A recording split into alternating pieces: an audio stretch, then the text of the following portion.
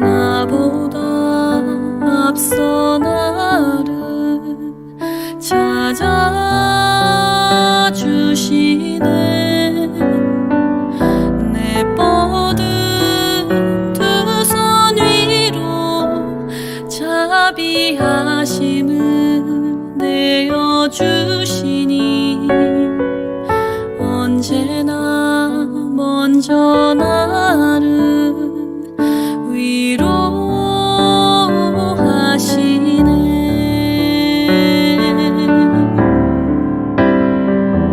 내 노래 가운데 함께 즐거워하시는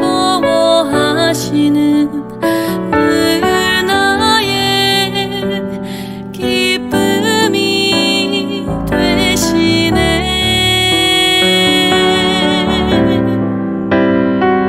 수많은 사람 중에 나를 택해 잡으시고 눈물 거두어 빛살가루 채우시니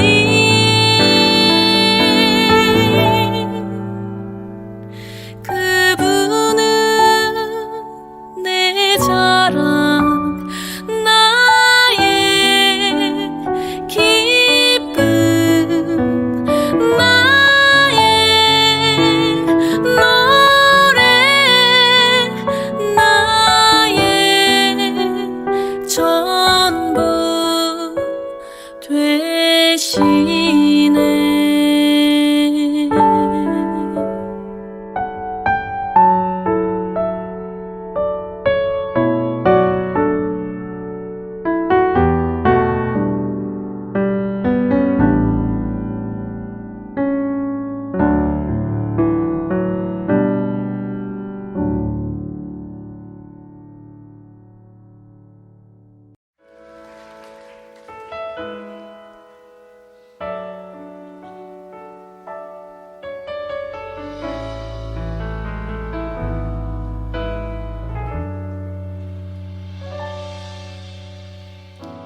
주의 보름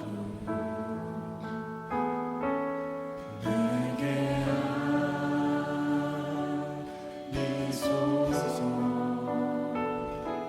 진리의 길로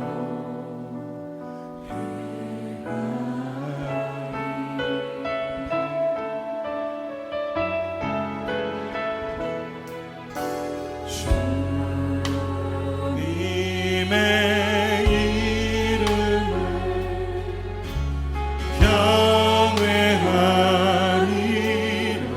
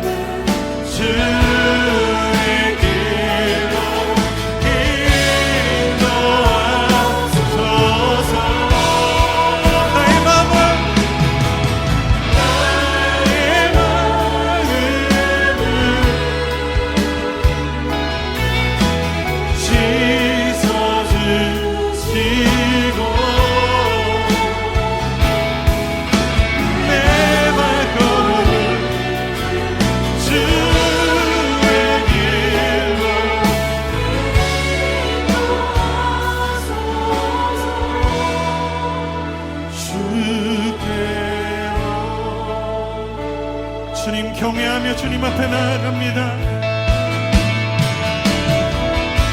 주의 보름 내게 알리소서. 진리의 길로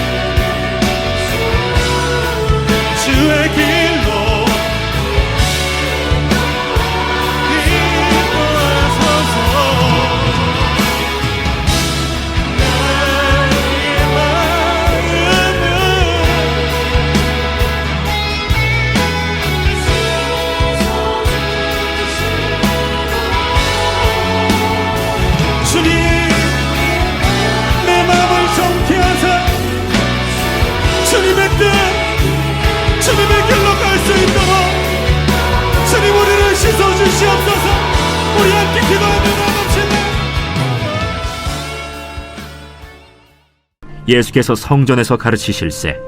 어찌하여 서기관들이 그리스도를 다윗의 자손이라 하느냐?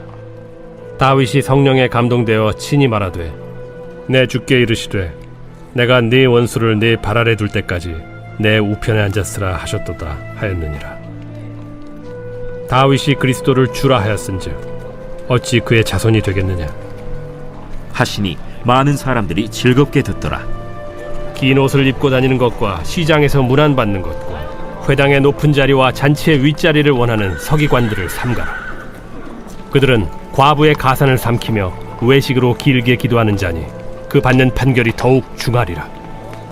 예수께서 헌금함을 대하여 앉으사 무리가 어떻게 헌금함에 돈 넣는가를 보실세. 여러 부자는 많이 넣는데 한 가난한 과부는 와서 2렙돈 곧 한 고드란트를 넣는지라. 예수께서 제자들을 불러다가 이르시되 내가 진실로 너희에게 이르노니 이 가난한 과부는 헌금함에 넣는 모든 사람보다 많이 넣었도다. 그들은 다 그 풍족한 중에서 넣었거니와 이 과부는 그 가난한 중에서 자기의 모든 소유 곧 생활비 전부를 넣었느니라.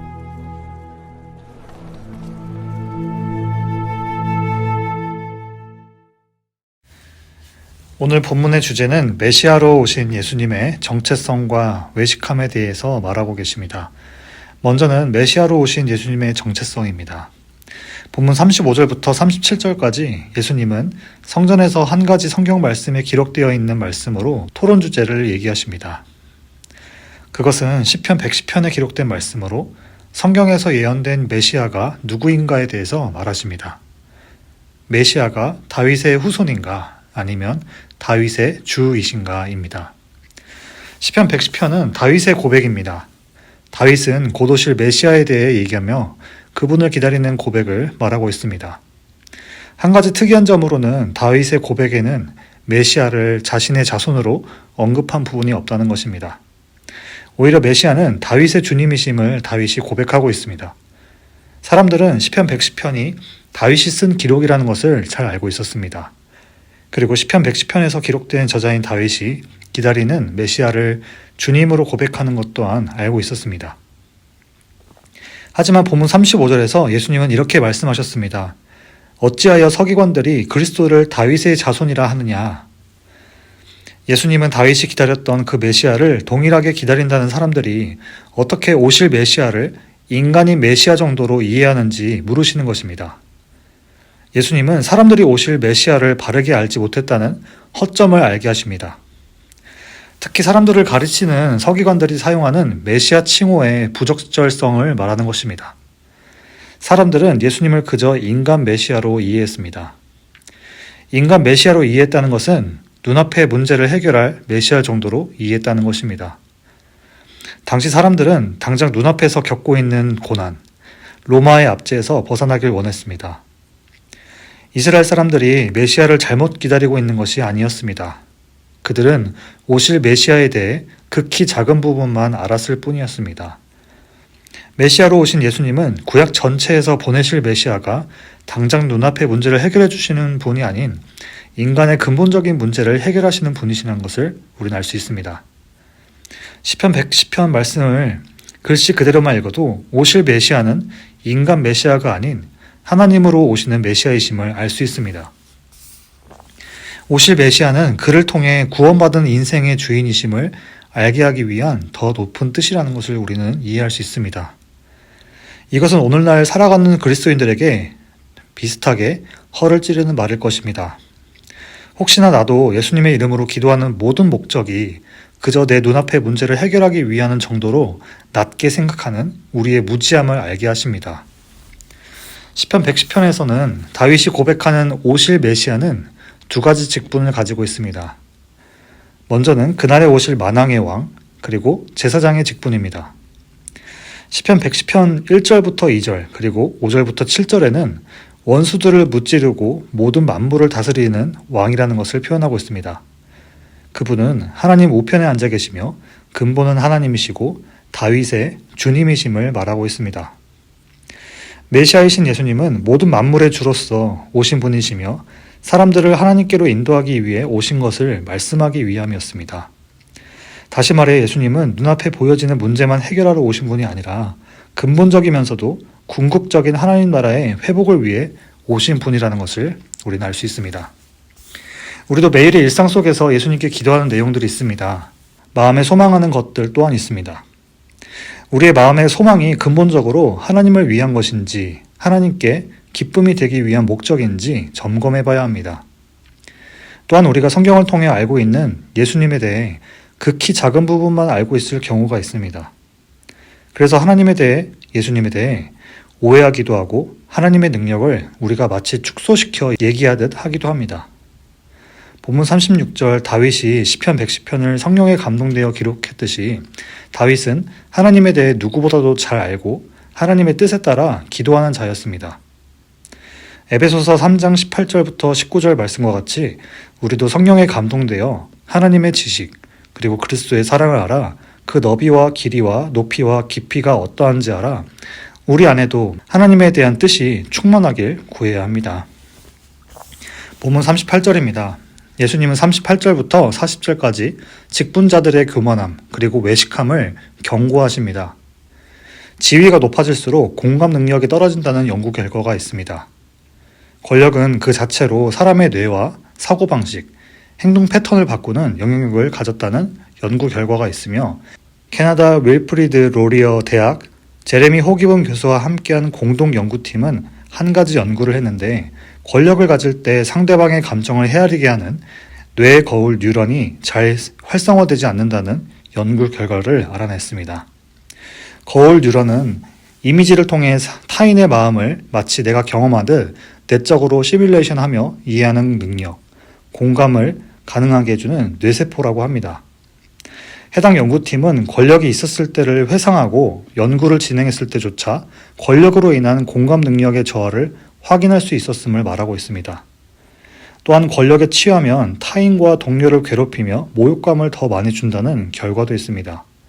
그리고 권력은 목표와 보상을 떠올리는 데 쓰이는 좌뇌 전두엽을 활성화시켜 시각적인 요소와 위협 및 잠재 위협 요소를 판단하는 우뇌 전두엽을 둔화시킨다고 합니다. 우뇌 전두엽은 자기 인식에 관여하기 때문에 자기 성찰을 하기 어렵게 됩니다.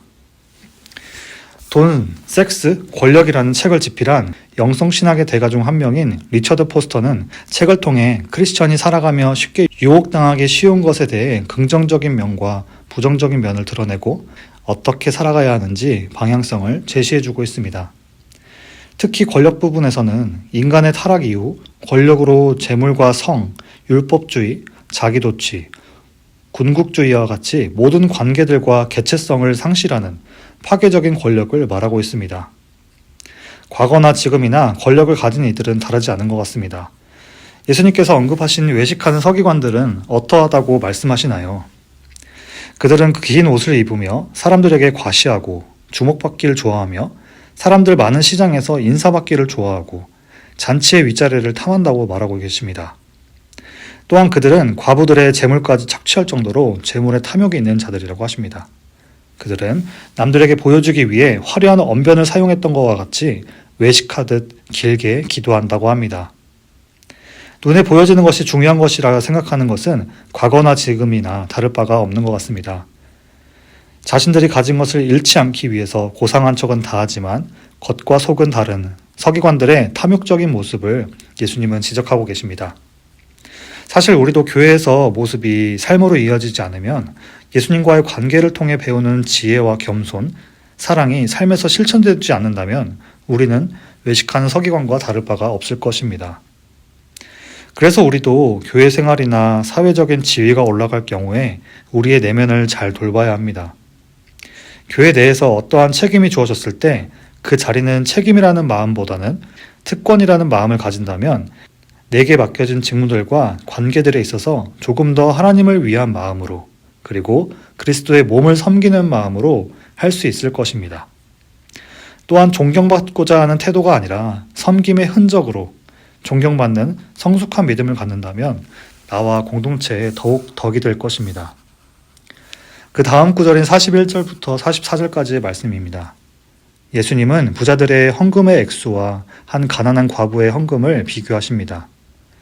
많은 금액의 헌금을 하는 것이 중요한 것이 아니라 자신의 형편에 따라 허락된 물질의 소유 또한 하나님께 있음을 고백하고 헌금을 감사한 마음으로 드리는 마음의 중심을 예수님께서 보신 것입니다. 헌금에 대한 예시로 예수님은 말씀하셨지만 우리가 물질 말고도 하나님께서 나에게 허락하신 삶의 모든 영역들로 한번 생각해 봅시다.